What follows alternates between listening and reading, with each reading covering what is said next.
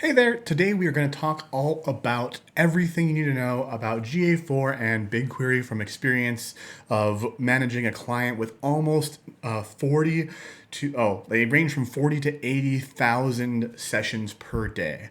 And we are using GA4 to BigQuery to manage this for our data visualizations over at Mediauthentic.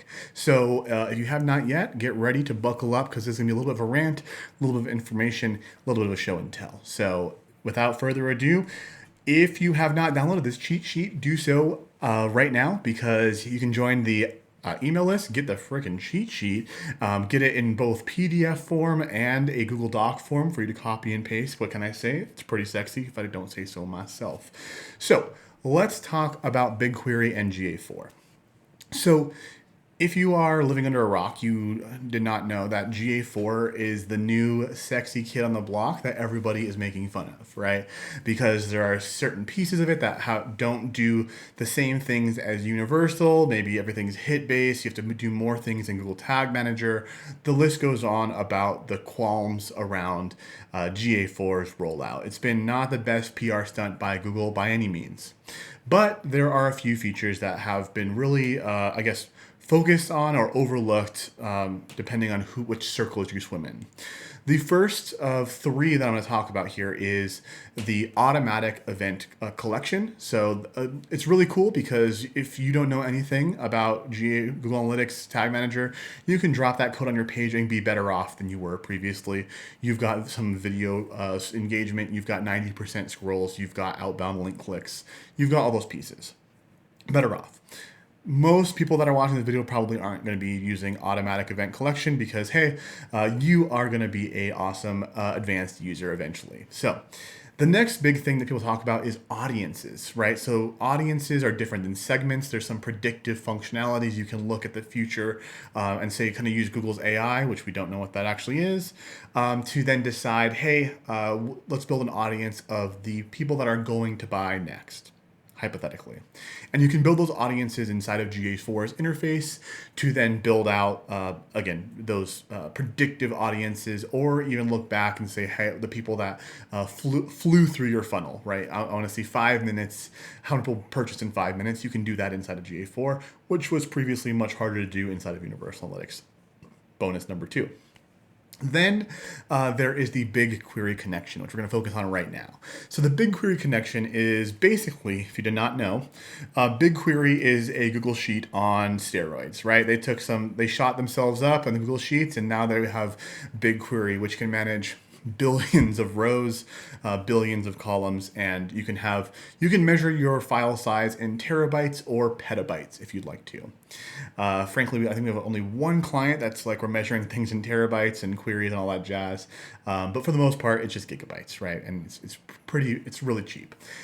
Things to know about BigQuery: super cheap. You get a terabyte free of queries every month, which most businesses aren't going to use unless you're, working with us. Even our clients, a lot of them are like spending less than $5 a month. So that's a pro. The next thing is that about BigQuery is you can now stream data from GA4 directly into BigQuery for free. Most of the time, you have to use a connector to get that information into BigQuery. So that's something you need to know. All right. Once that data is there, that is where the problems start, right? Is if you as a marketer were like, hey, let me stream this into GA4, lots of pros. We now own the data. We now have it on our secured servers. We now have all these X, Y, and Z beauties. The problem is it is really hard to access, right? You're now having to deal with SQL, scheduled queries, figuring out how to visualize this information because it's in nested columns and nested rows, and that is your new problem, right? You're now like, I was a marketer before, and now I'm having to learn SQL or learn to talk to a developer who knows SQL to then understand what we need to do.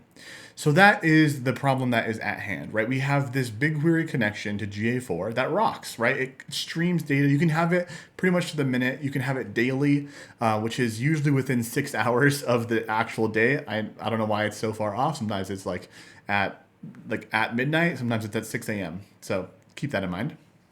But then we then have to figure out exactly like what to do here. So I'm going to show you some examples of just what we're doing here. This is not like a how-to. This is what's happening because we've only been doing this for about 3 months-ish of where we have clients that are streaming data to BigQuery. We're then creating scheduled queries within BigQuery to unnest our fields, and then creating dynamic queries from Data Studio to then query those flat tables. Just because we wanted those kind of extra speed and to utilize the BI engine within BigQuery. If you want more stuff on BigQuery, drop a comment down below. Let me know what you'd like to know. Okay, let's just hop into it right now. And here we are looking at a Data Studio report. And let me get my big ol' ugly head out of the way here. And so what we have here is, on the left side is we have GA4 Direct. So this is connecting it directly to GA4. On the right side, this is BigQuery. And so what we have is the BigQuery of the same exact time. And we can see our data source here is BigQuery all params unnest live, which is a beautiful naming convention that I've used. And so here you can see things that are more or less the same, right? Over this date range, we have the exact number of page views, right? 592. We then have we're off by 2 number of sessions. And I believe that's because some sessions bridged into the second day, right? So we're losing a couple of sessions right there, just we haven't written that logic into BigQuery. We then have the full URLs over here. We then have the URLs that show up here. One thing to note is in BigQuery that those UTMs are not stripped off, right? So right here, you can see that we have the actual UTMs still on here for where people come from. So we have to, if we wanted to create a new field, we have to then strip those off to do so. Like, again, just something to keep in mind is that it's not as simple as you think, because you have to remove something that was previously done for you. So here you can see in GA4, it's pretty close, right? We're not like exactly, but it's close enough. It's like within, I'd say, a 1 to 2% margin. Where problems start to come up is within your session sources. So here, for example, direct none just shows up as null, which again is not a huge problem, but it's just in general. But then what you have to do is make sure that you're looking at the correct rows to make sure that your null value for users is being calculated correctly. For us, on this demo one, I think this is a previous query that wasn't kind of deduplicating some of those users and page views. But you can see here how like for example, YouTube, right, is what we're looking at. It's 25 over here, 24 over here, but then the page views is wildly off, right? So that's what we need to think about, is like, what is the logic that we're using? Because by default, you end up with something that looks like this, where you're not exactly sure if you can rely on the session source. So that's the problem that we run into here, is that with BigQuery, it takes you so much more human hours to get to a useful answer. I'm going to show you what it looks like inside of actual BigQuery right here. So here is, let me just get rid of this, is our unnested master database. So what we did here is we actually just, in this test account, is we actually unnested every single parameter and every single dimension to create one massive scheduled query that runs daily and that appends everything to this. And we're using Data Studio to dynamically query this table to give us information. There's a lot of ways to skin this cat. We've tried this. We've tried a couple other ways. This seems to be like the fastest kind of overall method, just because we can cut down on the load time within Data Studio. But this is what that looks like. And then if we head back to our project, this is the information that we were running into, or you're going to run to if you were thinking of using BigQuery as your data source, is that this is how the data shows up. You have a schema, you have details, and you can see here we've got 451 rows, right? But then if we head over to preview, what you'll find is that every single row has multiple different values within that row, and then you can look within those values. So for example, with this user engagement, we have the page title, we have the page location, we have the page terms, we then have the categories, we have the campaign, the medium of organic, the source of DuckDuckGo. You can see here that then the page height is an actual integer value here, as opposed to a string value. And so yeah, this is where we run into problems, right? Is that we now have all of this data that is extremely, extremely difficult for the average marketer to understand.